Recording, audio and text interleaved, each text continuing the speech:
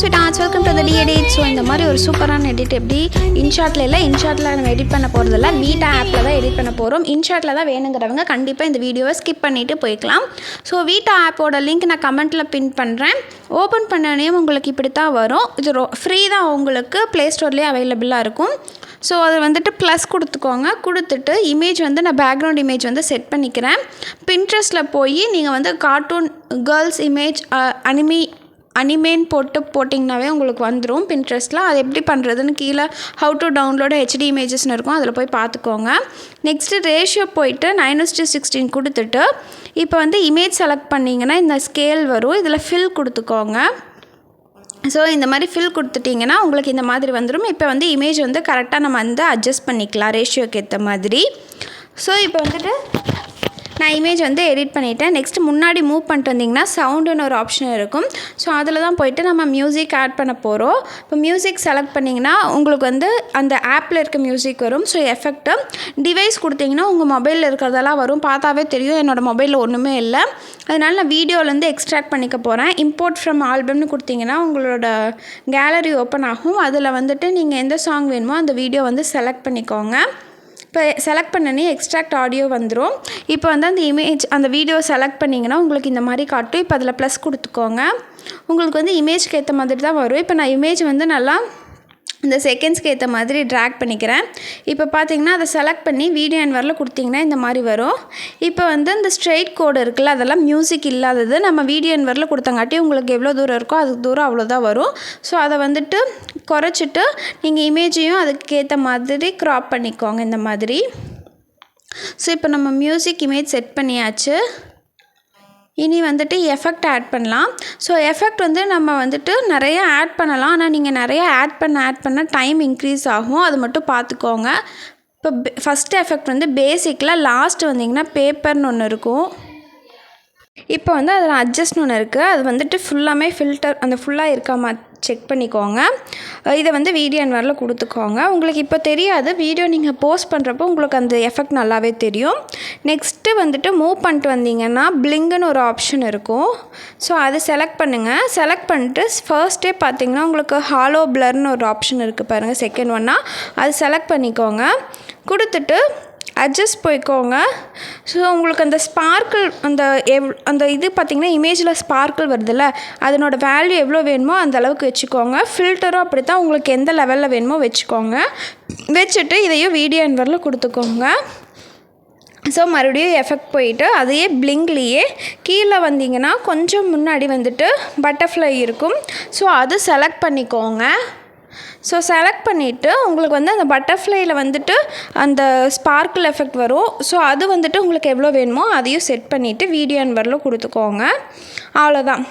So நீங்கள் வந்துட்டு இதுவே வந்து நம்ம மேலே வந்து எக்ஸ்போர்ட் ஆப்ஷன் இருக்கும், சேவ் பண்ணுறது, அது கொடுத்துக்கோங்க. நான் க்ராப் பண்ணங்காட்டி வரல. இதுவே உங்களுக்கு வந்து ரொம்ப டைம் எடுக்கும் சேவ் ஆகிறதுக்கு, ஏன்னா 3 எஃபெக்ட் ஆட் பண்ணியிருக்கோம். ஸோ அது மட்டும் பார்த்துக்கோங்க. இல்லை உங்களுக்கு இன்னும் எஃபெக்ட் ஆட் பண்ணணுன்னா நீங்கள் வந்து சேவ் பண்ணிட்டு மறுபடியும் வந்துட்டு எடிட் பண்ணி ஆட் பண்ணிக்கோங்க.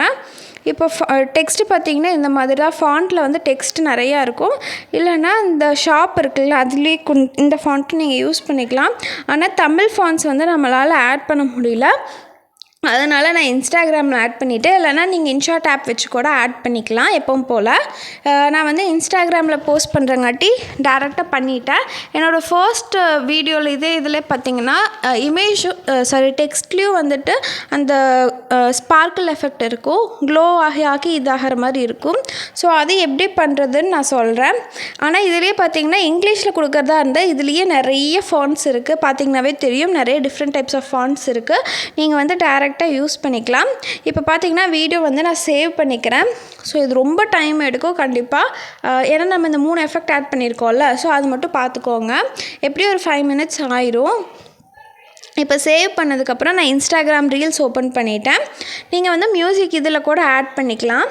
சும்மா அதில் வந்துட்டு இந்த எஃபெக்ட்ஸ் மட்டும் ஆட் பண்ணிவிட்டு டெக்ஸ்ட்டு பார்த்திங்கன்னா இந்த ஸ்பார்க்கிள் எஃபெக்ட் வேணும்னா இப்போ நான் வந்து கூகுள்லேருந்து காப்பி பண்ணதை அப்படியே எடுத்து பேஸ்ட் பண்ணி வச்சுருக்கேன். இதில் நெக்ஸ்ட் இதில் வேணாங்கிறதெல்லாம் நான் வந்துட்டு இப்போ வந்து டெலீட் பண்ணிக்கிறேன். ஸோ டெலீட் பண்ணிவிட்டு நம்மளுக்கு வேணுங்கிற டெக்ஸ்ட்டை மட்டும் வச்சுக்கலாம்.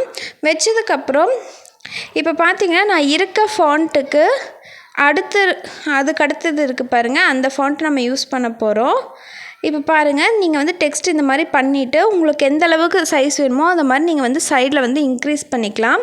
பண்ணிவிட்டு இது நிறைய பேத்துக்கு தெரியும். இப்போ நான் கொடுத்துருக்க ஃபாண்ட்டு கொடுத்துட்டு மேலே இருக்க அந்த எஃபெக்ட் கொடுத்தீங்கன்னா உங்களுக்கு வந்துட்டு அந்த க்ளோ எஃபெக்ட் வந்துடும். இப்போ தெரியுதா, க்ளோ எஃபெக்ட் வந்துடும். இப்போ வந்துட்டு இந்த மாதிரி வந்துடும். ஸோ இது வந்துட்டு உங்களுக்கு வந்து பக்கத்தில் இருக்கிறங்காட்டி உங்களுக்கு பிடிச்சா வச்சுக்கோங்க. இல்லைனா நான் யூஸ் பண்ணியிருக்கிறது, இந்த வீடியோவில் யூஸ் பண்ணியிருக்கிறது என்னென்னா நார்மல் ஃபாண்ட்டு தான்.